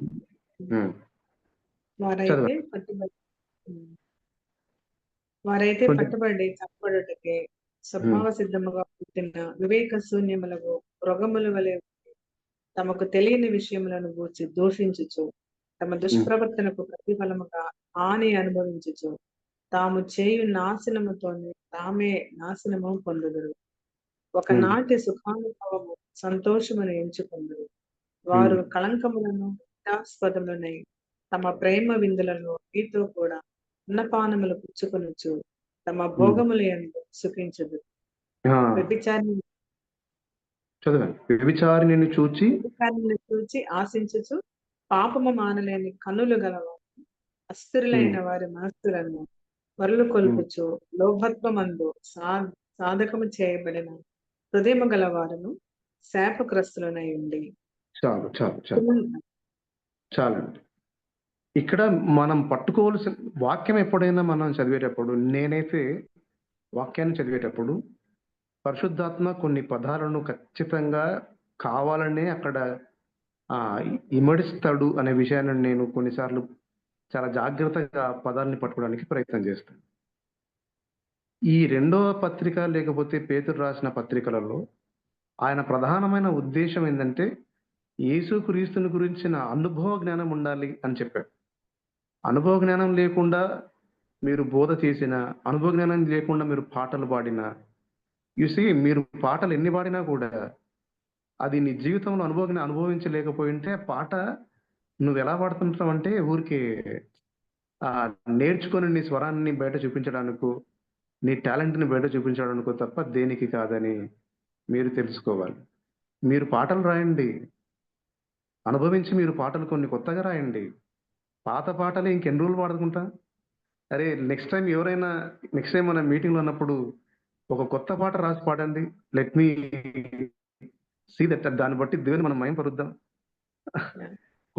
ప్రతి మీటింగ్ ఒక కొత్త పాట మీరు రాయగలిగితే నీ అనుభవాలు దాంట్లో జోడించు. దేవునికి దాని వలన మయం వస్తుంది, కానీ పాత పాటని రికార్డెడ్గా చేసి పాడడం వలన రాదని మీరు తెలుసుకోవాలి. You understand that? ఎవరైనా ఎక్కడైనా బైబిల్లో భక్తులు పాత పాటనే పాడినట్లు ఒక రేర్ కేసులు, అంటే వెరీ రేర్ కేసులు అలా జరిగాయి, కానీ వాళ్ళు వాళ్ళ ఓన్గా పాట రాసుకున్నారు. మీరు రాయండి. దేవుడు మీలో ఖచ్చితంగా పాట పాడువాడికి పాట రాయగలిగిన అనుభవం ఖచ్చితంగా ఉంటుంది. Write them. మీరు కొంచెం కూర్చొని దేవుణ్ణి ఆలోచించండి. ఇందాక నేను మధ్యాహ్నం ఒక చోట వాక్యం ఉంటున్నప్పుడు ఒక అంధురాలు, తన పేరు నేను మర్చిపోయా, ఒక అంధురాలు ఏమని తను పాటలు రాయడం మొదలుపెట్టి 8,000 పాటలు రాసిందంట యేసుక్రీస్తుని గురించి. కేవలం స్తుతి ఆరాధన మీద 8,000 పాటలు. Very good, very good. బాగా చెప్పారు. ఏం పేరమ్మా? మా అమ్మాయి పేరు అదేనా బ్రదర్? వండర్ఫుల్. 8,000 పాటలు రాసిందంట ఆయన. సరే, what are we doing brothers and sisters? కొత్త పాటలు రాయండి. దేవుని గురించిన కొత్త అనుభవాలు మీరు నేర్చుకోండి. ఆ పాత విషయాలలో ఎందుకు మనం ఉండడం? ఇంకా అందుకు నేను మిమ్మల్ని ప్రోత్సహించే ప్రయత్నం చేస్తున్నాను తప్ప మిమ్మల్ని అంటే పాత పాటల్ని నేను కించపరిచే ప్రయత్నం చేయడం లేదు. మీరు సైతం దేవుని కొత్తగా అనుభవపూర్వకంగా తెలుసుకోవాలని. మీరు వాక్యాన్ని బోధించిన, సువార్త చేసిన, పాటలు పాడిన, పాట రచన చేసిన క్రీస్తుని గురించిన అనుభవం అందులో కనపడాలి కానీ వేరే వాళ్ళది కాదు అనే విషయం మీరు తెలుసుకోవాలి. మనము ఆదర్శంగా తీసుకోవచ్చు, మనము ప్రేరణ పొందొచ్చు, కానీ అదే ఇంకొకరి అనుభవాన్ని కూడా నీ నీ అనుభవాలలోకి ఇమిడ్చి చెయ్యొద్దు. అది నిజమైన భక్తి సాధన కాదు అని చెప్తున్నాను. Why I'm telling you all these things. ఇప్పుడు బైబిల్ని చదివేటప్పుడు కొన్ని పదాలు దేవుడు కావాలని అక్కడ ఇమిడిచి ఉంటాడని ఎందుకు చెప్పానంటే, 12వ వచనంలో ఒక పదం ఉంది. వారైతే పట్టబడి చంపబడుటకే స్వభావ సిద్ధముగా అనే మాట రాశారు. అసలు నేను చెప్పాల్సిన మాటలన్నిటి ఇంత బోధంతా ఒక పదం, ఈ పదం దగ్గర తీసుకురావడానికే చెప్పాను అని మీకు ఇప్పుడు అర్థమవుతుంది. ఎందుకు ఈ మాట నేను చెప్తున్నానంటే, స్వభావ సిద్ధము. క్రైస్తవ్యాన్ని మనం అనుభవిస్తున్నప్పుడు మనం అంతా ఏం చేస్తున్నామంటే, మనం మన అలవాట్లు మానుకుంటున్నాం కానీ మన స్వభావాన్ని మార్చుకోవడం లేదు. దిస్ ఇస్ మనం అందరం we are all living our habits, we are all changing our habits. నువ్వు అంతకుముందు తాగేవాడు, ఇప్పుడు తాగడం లేదు. నువ్వు అంతకుముందు సిగరెట్లు కాల్చేవాడు, ఇప్పుడు కాల్చడం లేదు. అంతకుముందు సినిమా థియేటర్లలో చూసేవాడివి, ఇప్పుడు సినిమా థియేటర్లకు వెళ్ళట్లేదు. నువ్వు కొన్ని అలవాట్లు మార్చుకున్నావు కానీ నీ స్వభావాన్ని మార్చుకోలేదు. అది వచ్చిన సమస్య.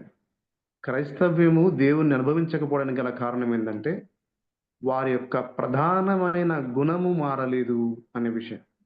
అందుకోసమని మొదట నేను చెప్పాను, తన మహిమను బట్టి గుణాతిశయమును బట్టి మనలను పిలిచిన వాని కూర్చిన అనుభవ జ్ఞానం అని రాశారు. మన గుణము, మన స్వభావము ఎప్పుడైతే క్రీస్తును పోలిన గుణములలోకి, క్రీస్తును పోలిన స్వభావములోకి మార్చబడుతుందో అప్పుడు మాత్రమే క్రీస్తుని గురించిన అనుభవం మనకు తెలుస్తుంది. This is the final thing. This is the final statement for this preaching. నేను ఎందుకు ఈ మాటలన్నీ మీతో చెప్పే ప్రయత్నం చేస్తున్నాను అంటే, ఎందుకు ఈ మాటలన్నీ మీతో చెప్పే ప్రయత్నం చేస్తున్నాను అని మరలా అడిగితే, మనము దేవుని యొక్క స్వభావాన్ని పోలిన వారమై ఉండాలి. అది పేతురు ద్వారా దేవుడు ఆశిస్తున్నది. చూడండి, 4వ వచనం చదివాం కదా. ఎక్కడ చదివాం? 2వ పత్రిక 1వ అధ్యాయం 4వ వచనంలో దురాశను అనుసరించుట వలన, చివరి భాగం చదువుతున్నాం, లోకమందున్న భ్రష్టత్వమును ఈ వాగ్దానముల మూలముగా మీరు తప్పించుకొని దేవుని స్వభావమందు, దేవ స్వభావమందు పాలివారమగునట్లు. This is the thing which we have to learn today. నీ స్వభావం అంటే నీ వ్యక్తిగతమైన శైలి, వైఖరి. నువ్వంటూ ఒక మనిషి ఉంటాడు అంటే నీ స్వభావము దేవ స్వభావముతో పాలివారం అయినట్లుగా మారకపోతే క్రీస్తుని గురించిన అనుభవ జ్ఞానం నీకు రా. ఆ అనుభవ జ్ఞానం నీకు వచ్చేంత వరకు కూడా పరిపూర్ణమైన భక్తి సాధన నువ్వు చేయలేవు అని గుర్తుపట్టాలి. అందుకు నేను మీకు ఒక విషయాన్ని, ఒక వచనాన్ని మీకు చూపిస్తాను. అదే 2వ పత్రిక, లేకపోతే మొదటి పత్రిక, పేతురు రాసిన మొదటి పత్రిక 2వ అధ్యాయం.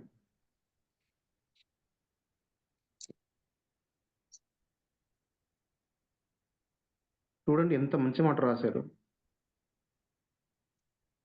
21, 22.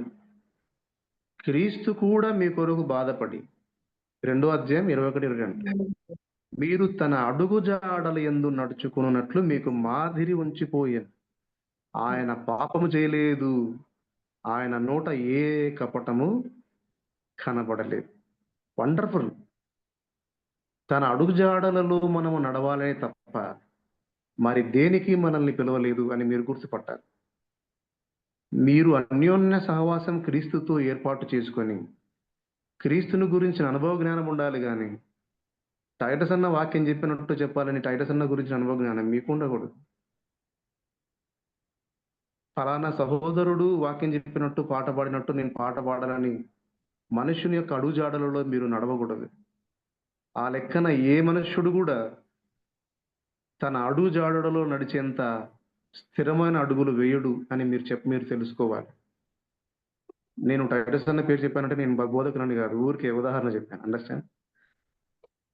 తన అడుగు జాడలలో మనం ఎప్పుడైతే క్రీస్తు అడుగు జాడలు నడుస్తామో క్రీస్తుని గురించిన పరిపూర్ణమైన భక్తి జీవితం వస్తుందని నేను గుర్తుపట్టి నేర్చుకోవాలి.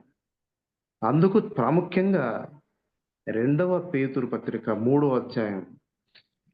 రెండవ పేతురు పత్రిక 3వ అధ్యాయం. రెండవ పేతురు పత్రిక 3వ అధ్యాయం.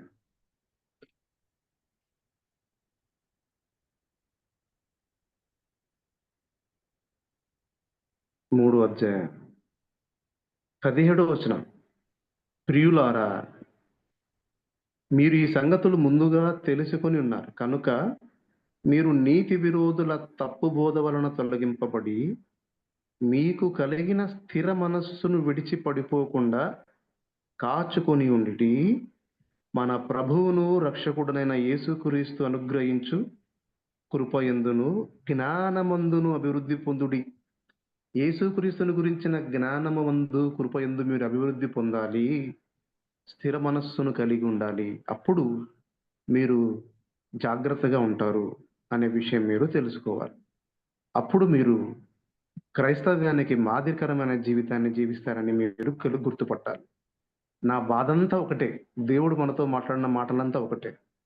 ఈ రోజుల్లో క్రైస్తవ జీవితాన్ని, విశ్వాస జీవితాన్ని, భక్తిని అవలంబించే వాళ్ళు కోట్ల కొలదిగా ఉన్నారు, కానీ క్రీస్తును వ్యక్తిగతంగా అనుభవపూర్వకంగా తెలుసుకున్న వాళ్ళు వీళ్ళ మీద లెక్క పెట్టే వాళ్ళుగా ఉన్నారని మీరు గుర్తుపట్టాలి. వాళ్ళే ప్రభావపూరితమైన జీవితాన్ని, ఆదర్శపూరితమైన జీవితాన్ని మన ముందర జీవించి వెళ్ళిపోతారని మీరు తెలుసుకోవాలి.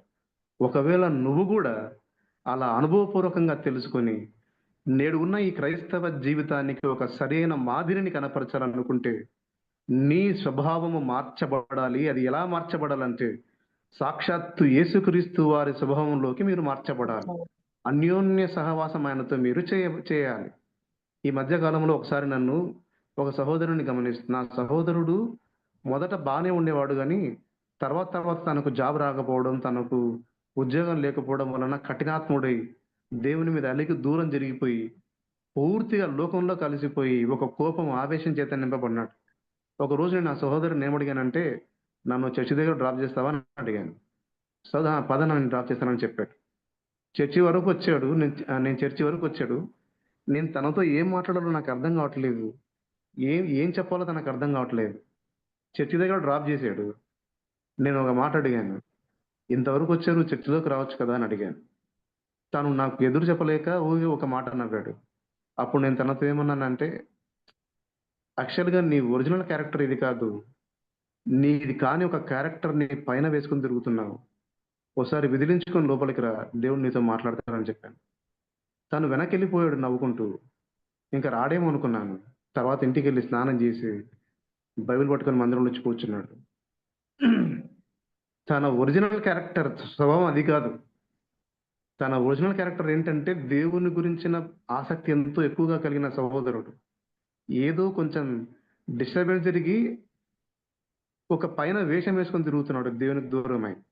ఒకవేళ నీ స్వభావాన్ని, అంటే ఏదో ఒక కారణం చేత దూరం చేసుకొని పైన ఇంకొక వేరే స్వభావం వేసుకొని ఉంటున్నావేమో, జాగ్రత్త పడు, తెలుసుకో.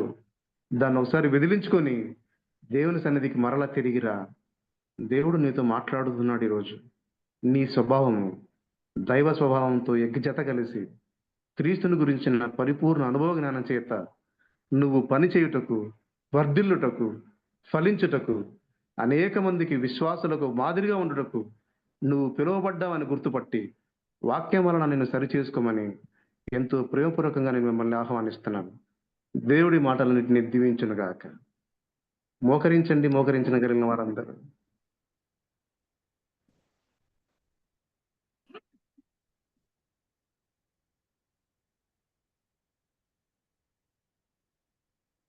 దేవుడు ఒకవేళ నీతో ఈరోజు మాట్లాడింటే, దేవుడు ఒకవేళ నీతో ఈరోజు నీ స్వభావం మార్చబడాలని చెప్పింటే, మృగం స్వభావం మృగంలానే పనిచేస్తుంది, అపవాది స్వభావం అపవాదిలానే పనిచేస్తుంది. కానీ నీ స్వభావము, క్రైస్తవుని యొక్క స్వభావం క్రీస్తును పోలి ఉండాలి. ఇది నువ్వు ఖచ్చితంగా గుర్తుపెట్టుకోవాలి. క్రీస్తును పోలిన స్వభావం లేకుండా దురాశ చేత నింపబడి భయం లేక పాపం వలన జరిగే ప్రమాదాన్ని నువ్వు గుర్తుపట్టక నిర్లక్ష్యపూరితమైన సోమరితనము నీలో ఉండి ఉంటే, అరే నువ్వు కొంచెం జాగ్రత్త పడాలి, కొంచెం నువ్వు ఈరోజు సరి చేసుకుంటే మంచిదని నేను మిమ్మల్ని ఆహ్వానిస్తున్నాను. అంతే, అంత మాత్రమేనా?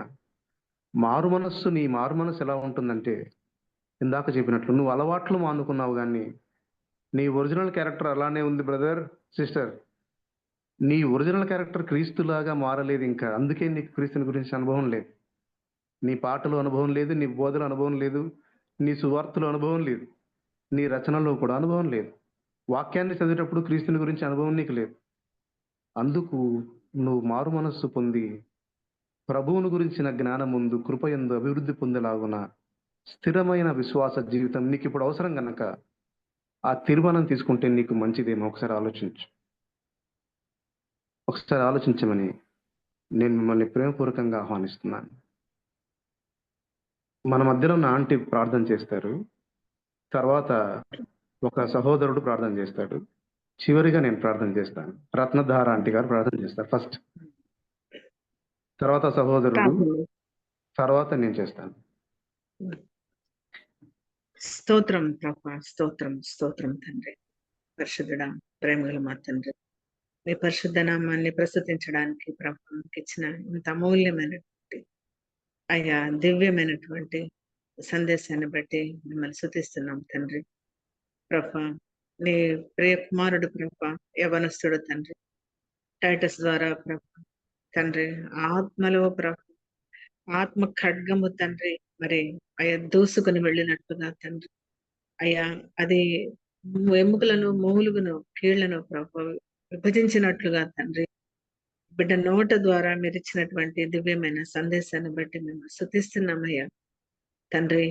నీ బిడ్డను ఇంకా ప్రభా తండ్రి అత్యధికముగా తండ్రి, అయ్యా పౌలు వలె నీ సాధనముగా వాడబడినట్లుగా సహాయం దయచేయండి. అద్భుతమైన సందేశము ద్వారా నిజముగా ప్రభా మేము ఆ రీతిగా ఉన్నామయ్యా తండ్రి. మా స్వభావాన్ని మేము మార్చుకోలేదేమో ప్రభా తండ్రి. అయ్యా ఇది ఇంకొక మాట చెప్పాలంటే తండ్రి, అయ్యా వేషధారణతో మేము ఉన్నాము ప్రభా తండ్రి. కపట భక్తుల వలె ఉన్నాం, కపట విశ్వాసుల వలె ఉన్నాం ప్రభా. కపట ప్రార్థనలు, కపట అయ్యా ఉపన్యాసాలు, మరి కపటముగా మేము ప్రవర్తిస్తూ ఉంటే తండ్రి, ఏది మన ప్రభా మీ ప్రియ బిడ్డ ద్వారా అందించిన దివ్యమైన సందేశాన్ని అయ్యా దాన్ని బట్టి మమ్మల్ని మేము ప్రక్షాళన చేసుకుని ప్రభా తండ్రి, అయ్యా ఇదిగో ప్రభా నిజమైనటువంటి దేవుని స్వభావాన్ని, క్రీస్తు స్వభావాన్ని ధరించుకొని మేము ప్రవర్తించడానికి మీ సహాయం దయచేయండి.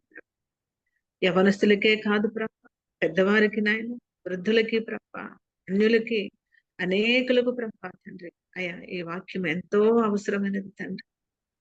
అయ్యా రుచి చూసి తెలుసుకున్నది యెహోవా ఉత్తముడన్న రీతిలో ప్రభా పేతురు గారి అయ్యా లేఖ ద్వారా తండ్రి, పేతురు గారి పత్రిక ద్వారా తండ్రి మాట్లాడిన రీతిని బట్టి వందనాలు అయ్యా. అంత దివ్యమైన సందేశాన్ని మేము ఈ రోజు విన్నందుకు మేమందరం మమ్మల్ని మేము సరిచేసుకుని సరిదిద్దుకుని నిజమైన దేవుని స్వభావాన్ని కలిగి ఉండడానికి సహాయం దయచేయండి ప్రభా. ఇదిగో విన్నటువంటి అయ్యా వాక్యాన్ని బట్టి యవనస్తులందరికీ ఇది ఎంతో ఆశీర్వాదకరంగా ఉంటుంది ప్రభా. నిజమైన దేవుని స్వభావాన్ని ధరించుకొని ఇదిగో తండ్రి వాక్యములో ఏదైతే హెచ్చరికలు మాకు ఇచ్చి ఉన్నారో ఆ హెచ్చరికల ద్వారా తండ్రి పాపములోకి వెళ్ళకుండా అయ్యా పాపము చేయడానికి వస్తున్నటువంటి ఆ నిర్లక్ష్యాన్ని అతను కలిగి ఉండకుండా ప్రభా నేను ఇదిగో మీ యందు భయము కలిగి ఆ పాపం వల్ల ఏది అయ్యా సంక్రమిస్తబోతుందో, ఏదైతే ఆవరింపబోతుందో వాటన్నిటినీ తెలుసుకుని భయము కలిగి ప్రభా అయ్యా భక్తితో తండ్రి ఇచ్చినటువంటి విశ్వాసాన్ని భయముతో వణుకుతో నిత్యము గడగడలాడుతూ ప్రభా కాపాడుకోవడానికి మాత్రమే సహాయం దయచేయండి అయ్యా. ఒక్కొక్క మాట ప్రభా తండ్రి అయ్యా మాతో ఈ దినమని మీరు మాట్లాడిన విధానాన్ని బట్టి మీకు వందనాలు ప్రభా, వందనాలు అయ్యా. ఇదిగో తండ్రి సత్ప్రవర్తన కలిగి ప్రభా అయ్యా ఇదిగో తండ్రి మరి అస్త్రి వలె కాక స్త్రీలముగా మమ్మల్ని చేయమని ప్రార్థిస్తున్నాం తండ్రి.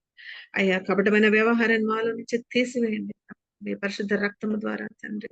నిజమైన క్రైస్తవ విశ్వాసుల వలె, నిజమైన క్రైస్తవ బిడ్డల వలె, నిజమైన ప్రభా క్రీస్తు ప్రవర్తన మేము కలిగి ఉండడానికి మీ సహాయం దయచేయమని అడుగుతున్నాను తండ్రి. ఆ టైటస్ ని కన్నా తల్లిదండ్రులు మీరు ఆశీర్వదించండి ప్రభా. ఎంత ధన్యత ప్రభా, ఎంత మంచి కుమారుడిని వారికి ఇచ్చారండి తల్లిదండ్రులు, ఎంత ధన్యత ప్రభా. ఆ తల్లిదండ్రులు కూడా మీరు ఆశీర్వదించండి ప్రభా. తన తోబుట్టులను ప్రభా అతను ఎక్కడ పరిచర్య చేస్తున్నాడు, ఎక్కడెక్కడ ఏ ప్రాంతాలకు వెళ్తున్నాడు ప్రభా, ఆ బిడ్డను మీ ఆత్మ నడిపింపు ఆ బిడ్డకు దయచేయండి ప్రభా. ఎటువంటి శోధనలకు గురి కాకుండా ఆ బిడ్డకి ఇచ్చిన సర్వాంగ కవచాన్ని ప్రభా ఇంకా నాయన బలముగా అయ్యా పట్టుకుని ముందుకు సాగడానికి సహాయం దయచేయండి. ఆ బిడ్డ నోట నుండి వస్తున్న ప్రతి మాట ద్వారా అయ్యా అనేకులు ప్రభా ఎవరైతే నాయన అయ్యా రాతి హృదయాలతో ఉన్నారు, మృగము వలె ప్రవర్తిస్తున్నారు, వారు కూడా ప్రభా దానికి సహాయం దయచేయమని ప్రార్థిస్తున్నాం దేవా. మీకు వందనాలు అయ్యా. అయినా ఇదిగో తండ్రి ఇంకా ఎంతసేపు అయినా వినాలనిపించింది ప్రభా. అయ్యా అంత గొప్ప సందేశాన్ని ఈ రోజు నీ ప్రియ కుమారుడు ద్వారా అందించినందుకు ప్రభా ఇంకా అనేక నశించే ఆత్మలను బిడ్డ సంపాదించుకొని నాయన మీ పరులకు రాజ్యంలో ప్రభా దూతల ద్వారా తండ్రి బిడ్డ నాయన అయ్యా బిడ్డ నోట ప్రభా తండ్రి ఆ మాట ద్వారా తండ్రి అయ్యా చిరునవ్వును ప్రభా అయ్యా దయచేయమని ప్రార్థిస్తున్నాను. ఒక ఆత్మ ప్రభా సంపాదిస్తే పరలోకములో తండ్రి నేను సంతోషిస్తానని మీరు చెప్తున్నారు తండ్రి వాక్యము ద్వారా. అయ్యా మాకు సెలవిచ్చిన దేవా ప్రభా అయ్యా మరి నీ ప్రియ కుమారుడి ద్వారా ప్రభా తండ్రి అనేకులు ప్రభా పొందే రక్షణలోకి రావడానికి సహాయం దయచేయండి. నిజమైన ప్రభా అనుభవ జ్ఞానం మేము కలిగి ఉండాలి అయ్యా. ప్రవర్తన మార్చుకోవడమే కాదు, మేము మిమ్మల్ని అనుభవించాలి ప్రభా. అనుభవపూర్వకమైనటువంటి ప్రవర్తనతో మేము ఉండాలి.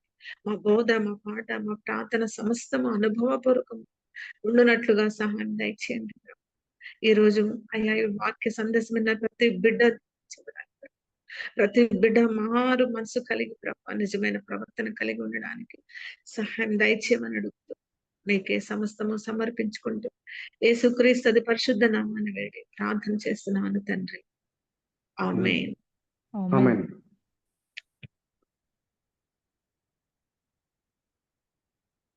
అరుణ్ ఒకవేళ ఉంటే ప్రార్థన చేస్తారా?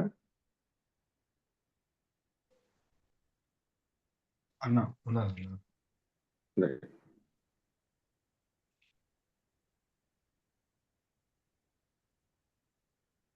పరిశుద్ధుడా, ప్రేమ తండ్రి, ఇలాగున దేవా అందరం యవనస్తులం గ్యాదర్ అయ్యి కంబైన్ యూత్ మీటింగ్ కలిగి ఉండడానికి మీరు ద్వారాలు తెరిచి నీ దాసుని పిలుచుకొని వచ్చి మాకందరికీ మీరు అందించిన మీ దైవ వాక్కులను బట్టి స్తోత్రములు ప్రభా. మీ వాక్యం ద్వారా నా హృదయ తలంపులను, నా యొక్క ఆత్మీయ స్థితిని మీరు శోధించారు. అవును తండ్రి, చాలాసార్లు నా గడిచిన అనుభవంలో దురాశను అనుసరించిన వాడిగా, అనుభవ జ్ఞానం లేకుండా నేను జీవించిన ఆత్మీయ స్థితి ఉంది. అందువల్లనే నేను నిష్ఫలుడుగా, సోమరిగా ఆత్మీయ జీవితంలో ఉంటూ వచ్చాను. దేవా, అనుభవ జ్ఞానం లేకుండా చేసిన బోధలు, పాడిన పాటలు, జీవించిన విధానం తండ్రి అది ఏమాత్రం మిమ్మల్ని మెప్పించేదిగా, మిమ్మల్ని సంతోషపెట్టిగా లేదు ప్రభా. దేవా నన్ను క్షమించండి. నేను మారుమనసు పొందని అనుకుంటున్నాను. అయితే దేవా నేను నా స్వభావాన్ని మార్చుకోలేదని దేవా ఈరోజు నీ వాక్యం ద్వారా తేటతెల్లం చేశారు. తండ్రి నన్ను నూతనపరచండి. దేవ స్వభావంలో నేను పాలిభాగస్తున్నట్లుగా నన్ను మార్చండి. దేవా మీరు మాట్లాడారు తండ్రి అనేక సార్లు నేను భయం లేకుండా, పాపం యొక్క తీవ్రత ఏంటో తెలియకుండానే నేను ఎంతో సులువుగా పాపం చేస్తూ దాన్ని పర్యవసానం అనుభవిస్తూ వచ్చాను. దేవా నేను తండ్రి మీరు మీ అడుగుజాడలు నడవడానికి, మీరు పాపం చేయకుండా ఏ విధంగా ఈ లోకాన్ని జయించారో ఆ జయించిన విశ్వాసము విజయము విశ్వాసమే అని మీరు సెలవిస్తూ వచ్చినట్లుగా విశ్వాసంలో అనుభవ జ్ఞానం కలిగిన వాడిని లోకాన్ని మీతో పాటు జయించడానికి దేవ సహాయం దయచేయండి. ఇలాగున నాతో ఇంకెవరైతే వాక్యం చేత పొడవబడి ఉన్నారో, ఇటు స్థితిలో ఉన్నారో అందరినీ జ్ఞాపకం చేసుకోనమని, హృదయాన్ని ఎవరు కఠినపరచుకోకుండా మెత్తనిగా చేసుకొని మారుమనసు పొందడానికి, నూతన స్వభావంలో దేవ స్వభావంలో పాలిభాగస్తున్నట్టు నాకు మా తోటి సహోదరులకు సహాయం దయచేయవలసిందిగా వేడుకో. నిలబడిన నీ దాసుని జ్ఞాపకం చేసుకున్నాను ప్రభా. ముందున్న దినాల్లో కూడా మీరు దేవ వాడుకుంటూ మా యొక్క బలహీనతలను మీరు తీసివేస్తూ నూతనముగా నా తండ్రి ఆత్మీయ స్థితిలో పరిపూర్ణమైనట్లుగా మమ్మల్ని తీర్చిదిద్దవలసిందిగా వేడుకుంటున్నాం. జాయిన్ అయిన వారు ఏ పరిస్థితిలో ఉన్నారో మీరు ఎరుగుదురు ప్రభా. ఆత్మీయంగా, భౌతికంగా ఏ బలహీనతలో ఉన్నారో మీరు ఎరుగుదురు. వాళ్ళని జ్ఞాపకం చేసుకొని సహాయం దయచేయవలసిందిగా వేడుకుంటున్నాం. దేవా ఇలాగున నీ చిత్తమైతే మరొకసారి దేవ ఫిజికల్ గా గ్యాదర్ అవ్వాలని ఆశపడుతున్నాం. నీ చిత్తమైతే దేవ సహాయం దయచేయండి. దేవ చూపించుకోండి వేడుకుంటున్నాం.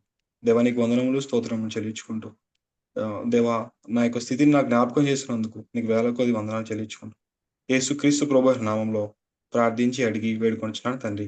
ఆమేన్. ఆమేన్. ఆమేన్. ఆమేన్. ప్రేమ కలిగిన తండ్రి, కృప కలిగిన వాడ, మీరిచ్చిన శ్రేష్టమైన మాటలను బట్టి నీకు వందనాలు. వాక్యమును చదివేటప్పుడు నాకు నేనుగానే వాక్యం చేత నిజముగా పొడవబడి అది ప్రాణాత్మ దేహములను చీల్చి నా హృదయాంతరంగంలో ఉన్న ఆలోచనలను పరిశోధించి తేటతెల్లం చేసి ప్రభా నన్ను దోషినిగా చేసింది. నన్ను నేను సరిచేసుకోవడానికి వాక్యమును బట్టి మీరిచ్చిన స్థితిని బట్టి నీకు వందనాలు చెల్లిస్తున్నాను. ఆ విషయాలు వీరితో చెప్పుకోవడానికి మీరు నాకు కల్పించిన భాగ్యాన్ని బట్టి, అవకాశాన్ని బట్టి నీకు వందనాలు చెల్లిస్తున్నాను. నేను సైతం నీ స్వభావం ముందు పాలువాడనై నడుచుటకు నాకు నడక నేర్పించుమని, ఆ తీర్మానం తీసుకుని వారందరినీ ప్రభువా చేయి పట్టి నడిపించుమని, అందరూ క్రీస్తును పోలిన స్వభావం కలిగిన వారై మనుష్య స్వభావం నుంచి వారు బయటపడి లోక సంబంధమైన దురాశల చేత, భ్రష్టత్వం చేత ఉన్న ఆ స్వభావం నుంచి వారు బయటపడి వారి గుణలక్షణములు మీ గుణలక్షణములుగా మార్చబడటకు కావలసిన ప్రతి విధమైన బోధ మీరు చేశారు. నాకును వారికి, మా అందరికీ ఆ నడక నేర్పించుమని, ఇది మొదలుకొని మీతో ప్రతి విషయం అనుభవపూర్వకంగా తెలుసుకున్నటకు మీరు సహాయపడుమని అడుగుచు, అట్టుగా పరిశుద్ధాత్మ చేత వీరినందరిని నన్ను నడిపించమని ప్రాధేయపడుచు, మాతో వాక్యం వినడానికి ఆసక్తి కలిగి ఈ వయసులో కూడా మమ్మల్ని ప్రోత్సహించడానికి ప్రభా సమయాన్ని తీసుకున్న ఆంటీని బట్టి మీకు వందనాలు చెల్లిస్తూ, మీ చిత్తం అయితే మేమందరం ముఖాముఖిగా కలుసుకునే ఆ సమయాన్ని మాకు త్వరలోనే తీసుకురమ్మని ప్రాధేయపడచ్చు. సమస్త గణిత ప్రభావాలు నీకు ఆరోపిస్తూ జూమ్లో జాయిన్ అయిన ప్రతి ఒక్కరిని మీరు దీవించి ఆశీర్వదించమని, వారి వారి అక్కరలను కొద్ది వారిని దర్శించమని ప్రాధేయపడచ్చు. తండ్రి, వారిని కాపాడుమని, భద్రపరచుమని, వారు తొట్టుపడకుండా వారిని మీరు కాపాడుమని, స్థిరపరచుమని ప్రాధేయపడచ్చు. యేసుక్రీస్తు ప్రభుల వారి పేరిట ఈ ప్రార్థన అంతటిని మీ పాదాల దగ్గరనే అడుగుచున్నాము తండ్రి. ఆమేన్. ఆమేన్. దేవుడు అందరిని దీవించును గాక. ఆమేన్. అందుడనై నేనుండగా లోకములో, అందుడనై నేనుండగా పందిరంగములో నేను గెలువ నా ముందర నడువుము, పందిరంగములో నేను గెలువ నా ముందర నడువుము, నా జీవిత సాగరమునా నన్ను నడిపించుము ప్రభువా, కుడి ఎడమకు తొలగాకుండా నన్ను చక్కగా నడిపించు, కుడి ఎడమకు తొలగాకుండా నన్ను చక్కగా నడిపించు. Praise the Lord. Ramya sister, మీరెవరు, ఎక్కడి నుంచి? అన్న ప్రైజ్ లార్డ్ అన్న, సిండిపెంట్ అవెతిస్తా ప్రేయర్ హౌస్ నుంచి. మీరు నన్ను చూసారమ్మా? అన్న చూసానన్న. అవునా, నేను నిన్ను చూసానా? చూసే ఉంటారన్న. ఓకే, ఎందుకు లేదు, మనం ఒక మూడు మీటింగ్లో గమనించాను. ఎబ్రోన్ సాంగ్స్ లిరిక్ ట్యూన్ చాలా చక్కగా పడుతుందమ్మా. వెరీ గుడ్, ట్యూన్ చాలా చక్కగా. గుడ్. అయితే దేవునికి